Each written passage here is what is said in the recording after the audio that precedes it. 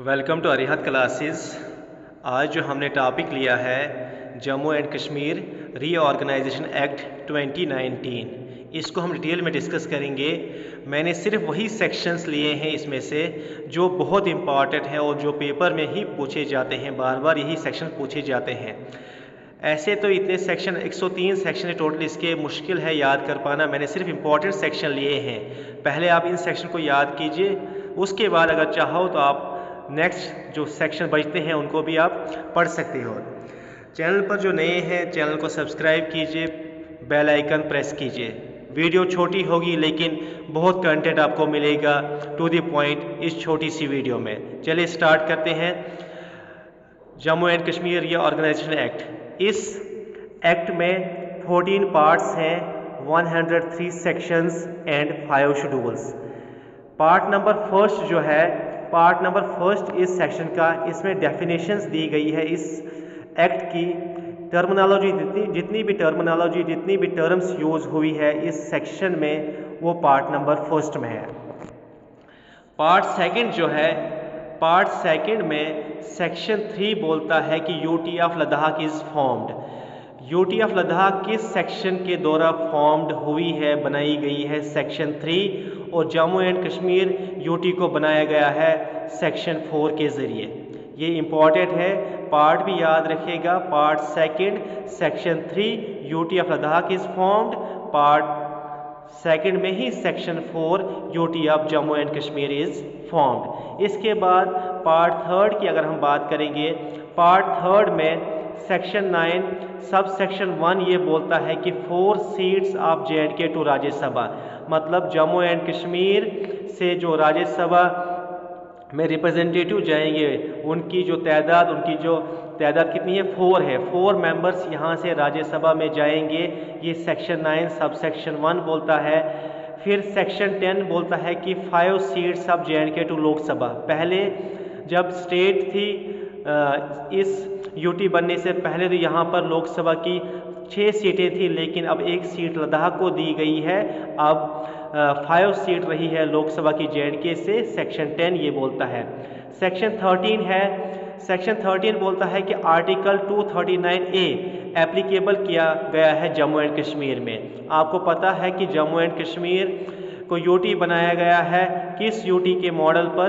Puducherry UT के model पर Jammu and Kashmir को यूटी बनाया गया है। जम्मू एंड कश्मीर को पुडुचेरी यूडल के मॉडल पर ही यूटी बनाया गया है। वहाँ पर जो आर्टिकल था 239A, वही आर्टिकल यहाँ पर भी एप्लीकेबल किया गया। और जो लद्दाख यूटी है उसे चंडीगढ़ के मॉडल पर बनाया गया है विदाउट लेजिस्लेचर, लेकिन यहाँ की जो यूटी है वो विद लेजिस्लेचर है, यूनिकैमरल है, सिंगल हाउस होगा। यहाँ पर सिर्फ लेजिस्लेटिव असेंबली ही होगी। इसके बाद जो नेक्स्ट सेक्शन है, सेक्शन 14 सब सेक्शन 1 क्या बोलता है? Appointment of administrator. जो LG अपॉइंट होगा वो कैसे अपॉइंट होगा, ये कौन सा सेक्शन बोलता है? ये 14 सेक्शन सब सेक्शन 1 बोलता है। इसके बाद सेक्शन 14 सब सेक्शन 2 क्या बोलता है? J&K में अब सिर्फ लेजिस्लेटिव असेंबली ही होगी। पहले क्या होता था, यहाँ पर यूटी से पहले स्टेट में यहाँ पर बोथ हाउस होते थे। हमारी जो लेजिस्लेचर थी स्टेट की वो बाई कैमरल थी, यहाँ पर लेजिस्लेटिव असेंबली भी थी, यहाँ पर लेजिस्लेटिव काउंसिल भी होती थी, लेकिन अब लेजिस्लेटिव काउंसिल को एबॉलिश कर दिया गया। और सेक्शन 14 सब सेक्शन 2 बोलता है कि जम्मू एंड कश्मीर में सिर्फ अब लेजिस्लेटिव असेंबली ही होगी। सेक्शन 14 सब सेक्शन 3 बोलता है कि total seats of J&K legislative assembly की कितनी होगी? वो 107 होगी। सेक्शन 14 सब सेक्शन 3 बोलता है कि टोटल सीट्स हमारी लेजिस्लेटिव असेंबली की वो 107, 14 नहीं 107, 107 सीटें होंगी लेजिस्लेटिव असेंबली में हमारी। सेक्शन 14 सब सेक्शन 4 सब क्लास A बोलता है कि 24 सीट्स रिजर्वेड फॉर पाक ऑक्युपाइड कश्मीर। इस 107 सीट्स में 24 सीट्स को रिजर्व रखा जाएगा, वैकेंट रखा जाएगा POK के लिए। ये कौन सेक्शन बोलता है? सेक्शन 4 सेक्शन 14 सब सेक्शन 4 सब क्लास A बोलता है कि 24 सीट्स हमने रिजर्व रखनी है पाक ऑक्युपाइड कश्मीर के लिए। सेक्शन 14 सब सेक्शन 6 बोलता है कि reservation for SCs and STs in legislative assembly. पूछा जाता है क्वेश्चन कि विच सेक्शन ये बताता है कि reservation for SCs and STs in legislative assembly? Section 14 sub section 6। Section 16 बोलता है कि qualification of members in legislative assembly. Legislative assembly के जो मेंबर बनेंगे, एमएलए जो बनेंगे, उनकी क्वालिफिकेशन क्या होगी, ये कौन सेक्शन बोलता है, सेक्शन 16। सेक्शन 17 बोलता है कि हमारी जो लेजिस्लेटिव असेंबली होगी उसकी ड्यूरेशन, उसका टाइम पीरियड कितना होगा। इसका टाइम पीरियड अब होगा यूटी में 5 ईयर्स। पहले जब स्टेट हुआ करती थी, हमारा अपना कॉन्स्टिट्यूशन था, तो यहाँ पर जो टर्म होती थी लेजिस्लेटिव असेंबली की वो 6 ईयर्स होती थी, लेकिन अब जो होगी वो 5 ईयर होगी। ये सेक्शन कौन सा सेक्शन बोलता है, सेक्शन 17 ये बोलता है। इसके बाद जो नेक्स्ट सेक्शन है सेक्शन 17 सब सेक्शन 1 क्या बोलता है, extension of duration of legislative assembly during emergency. अगर इमरजेंसी होगी, हमारी लेजिस्लेटिव असेंबली का टाइम पीरियड ड्यूरेशन ख़त्म होने वाला होगा, तो उसकी ड्यूरेशंस ये बढ़ा सकते हैं ड्यूरिंग इमरजेंसी। इसके बाद जो नेक्स्ट सेक्शन है सेक्शन 22। सेक्शन 22 ये बोलता है कि rights of ministers and advocate general to speak in legislative assembly. Section 22 ने राइट्स दिया है मिनिस्टर्स को और एडवोकेट जनरल को, वो स्पीक कर सकते हैं, वो बोल सकते हैं लेजिस्लेटिव असेंबली में। इसके बाद सेक्शन 27 सब सेक्शन 1 ये बोलता है कि disqualification of members of legislative assembly. Legislative assembly में अगर किसी मेंबर को डिस्क्वालीफाई कर दिया जाएगा तो वो कैसे कर दिया जाएगा, ये कौन सेक्शन बोलता है, सेक्शन 27 सब सेक्शन 1। इसके बाद सेक्शन 28 बोलता है एंटी डिफेक्शन लॉ। ये हम पार्ट 3 ही अभी डिस्कस करेंगे। पार्ट 3 ज़रा इसका बड़ा है, इसमें इंपॉर्टेंट सेक्शंस है। इसके बाद सेक्शन 32 सब सेक्शन 1 क्या बोलता है, powers of legislative assembly to make law except police and public order. Section 32 sub section 1 ये बोलता है कि लेजिस्लेटिव असेंबली के पास पावर है, वो किसी भी सब्जेक्ट पर कानून बना सकती है, लेकिन एक्सेप्ट किस पर नहीं, पुलिस एंड पब्लिक ऑर्डर को छोड़ के बाकी किसी भी सब्जेक्ट पर वो कानून बना सकती है। सेक्शन 41 सब सेक्शन 1 बहुत इंपॉर्टेंट है, बजट है, एनुअल फाइनेंशियल स्टेटमेंट जिसे कहा जाता है। सेक्शन 41 सब section 1 budgets. Section 52 sub section 1 क्या बोलता है, ऑर्डिनेंस पावर ऑफ प्रेसिडेंट, बहुत इंपॉर्टेंट है। Section 52 sub section 1 ordinance power of president. इसके बाद सेक्शन 53 सब सेक्शन 1 ये बोलता है जो स्ट्रेंथ रहेगी काउंसिल ऑफ मिनिस्टर्स की वो कितनी रहेगी, सिर्फ 10% ही रहेगी, इंपॉर्टेंट है ये भी। इसके बाद सेक्शन 54 सब सेक्शन 1 ये बोलता है कि CM chief minister shall be appointed by lieutenant governor LG. CM को एलजी अपॉइंट करेगा, ये कौन सेक्शन बोलता है, सेक्शन 54 सब सेक्शन 1 ये बोलता है। इसके बाद सेक्शन 57 सब सेक्शन 1 ये भी इंपॉर्टेंट है, ये बोलता है कि abolition of legislative assembly, legislative assembly को ख़त्म कर दिया गया, ये कौन सेक्शन बोलता है, सेक्शन 57 सब सेक्शन 1। इसके बाद मैंने सिर्फ वही पार्ट्स लिए हैं, वही सेक्शन लिए हैं जो बहुत इंपॉर्टेंट हैं, जो बहुत पेपर में बार बार ही पूछे जाते हैं। इसके बाद हम सीधा पार्ट 7 पढ़ेंगे।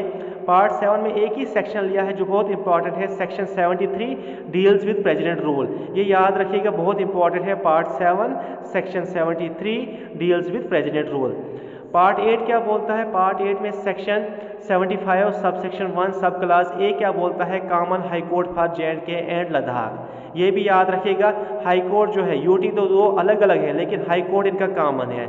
वही हाई कोर्ट J&K के लिए है, सेम हाई कोर्ट लद्दाख के लिए। ये कौन सेक्शन बोलता है, सेक्शन 75 सब सेक्शन 1 सब क्लास ए।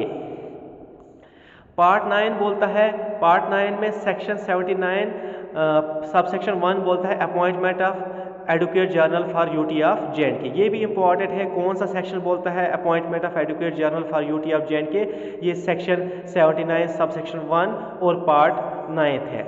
इसके बाद पार्ट 12 जो है, पार्ट 12 में सेक्शन 85 सब सेक्शन 1 क्या बोलता है कि advisory committee by central government, her 90 days में एडवाइजरी कमेटी बनाई जाएगी सेंट्रल गवर्नमेंट के द्वारा। ये कौन सा सेक्शन बोलता है, सेक्शन 85 सब सेक्शन 1 और ये पार्ट 12 के अंडर आता है।